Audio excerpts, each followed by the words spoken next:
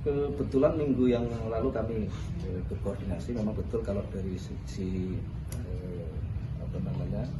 kawasan Senayan adalah bagian dari Kementerian Sekretariat Negara, memang itu betul, tapi memang kita belum sampai kepada keputusan untuk melakukan pembongkaran terhadap tiang-tiang monorail di area kawasan Senayan. Nanti kami mohon waktu, segera nanti kami koordinasikan setelah proses yang di Kuningan, coba kita evaluasi hasilnya seperti apa. Ya, hari ini bersama dengan Bang Yos, Bapak Sutioso, dengan Kajati, Bapak Wagub, dan juga dari KPK, Pak Baktiar, melakukan penataan Jalan Rasuna Said yang dimulai dengan memotong tiang monorail yang sudah 21 menginjak 22 tahun. Tentunya untuk melakukan ini prosesnya panjang, dan secara khusus saya berterima kasih kepada Kajati DKI Jakarta yang telah memberikan support sepenuhnya untuk melakukan penataan Jalan Rasuna Said ini, dan juga KPK. Karena pada waktu itu secara khusus saya juga melaporkan kepada KPK supaya tidak ada permasalahan di kemudian hari.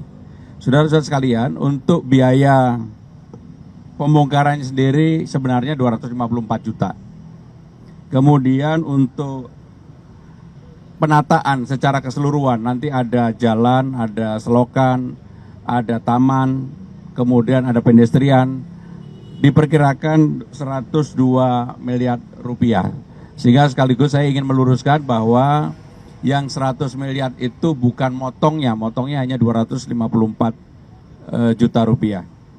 Ada 109 tiang monorail sampai dengan ujung Jalan Rasuna Said, semuanya akan ditata rapi, dan saya meyakini ini akan membuat Jalan Rasuna Said menjadi jalan yang semakin baik, dan mudah-mudahan kemacetan juga akan berkurang.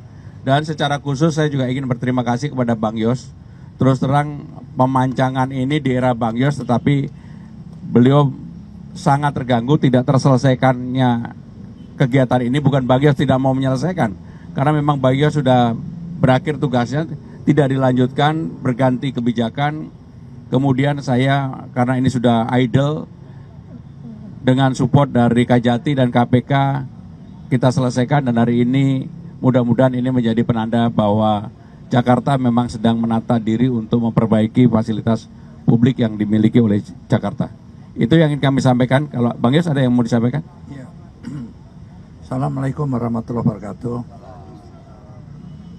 Teman-teman media, ya, jujur saja hari ini hati saya itu lega sekali gitu ya, dengan adanya kepastian yang dicanangkan ya oleh Pak Gubernur Pramono pada pagi hari ini gitu.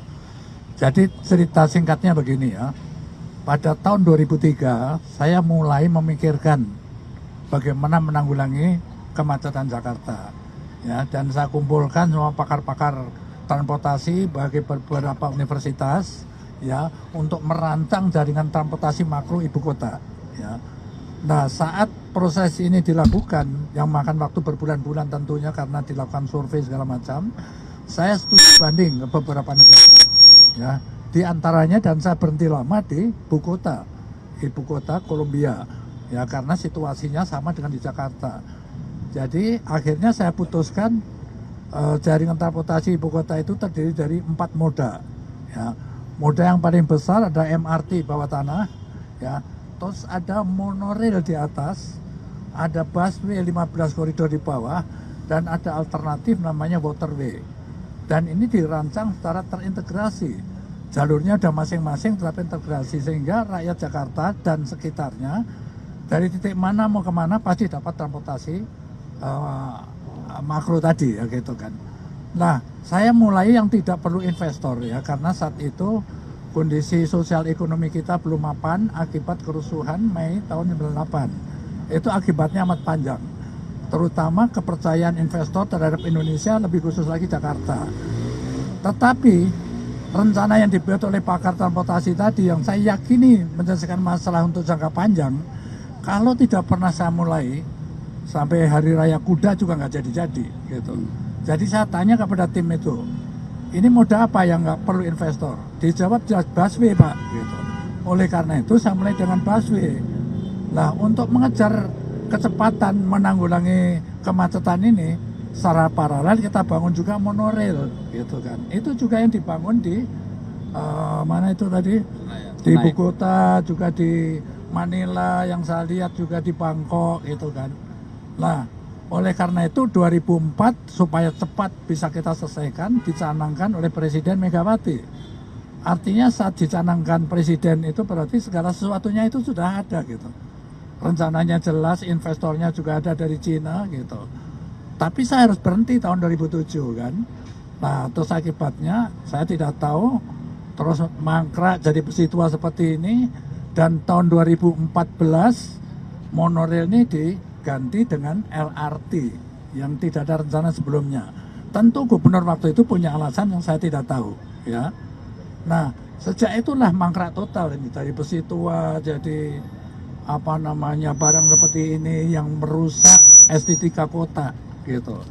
Nah dalam kondisi seperti itu yang dikatakan udah puluhan tahun mangkrak dan jadi peristiwa itu, harus ada satu keputusan yang jelas gitu, kepastian.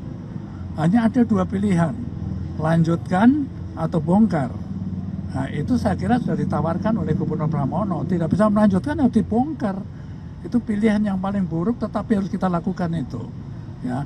Dan saya sekali lagi secara pribadi saya terima kasih. Mudah-mudahan kalau saya lewat ini nggak sakit mata lagi saya. Satu saat yang selama terus terpikir gini, aduh ya sedih aja ya gitu kan. Aku mulai itu jadinya kayak begini ya.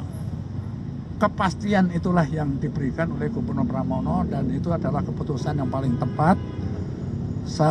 Seenak apapun mengeluarkan biaya harus kita lakukan. Dan saya terima kasih juga pada pendamping-pendamping gubernur ya, Pak Wagub, Pak Kajati, juga KPK yang sudah, ini berarti tidak ada masalah lagi ya. Saya minta media dan masyarakat mendukung kelanjutan daripada penataan Ranu Said ini, dan saya berharap juga sampai di Senayan nanti juga ditertibkan gitu.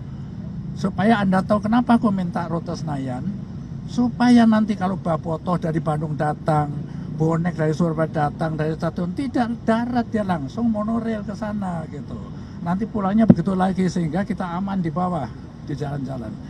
Itu maksudnya ya. Jadi sekali lagi secara pribadi terima kasih Pak Gubernur Pramono, Pak Wagub dan Pak Kajati, Pak KPK juga yang ikut mendukung penertiban ini. Semoga nanti bisa dilihat, dinikmati seperti yang sudah dijelaskan tadi. Terima kasih. Assalamualaikum warahmatullahi wabarakatuh. Waalaikumsalam.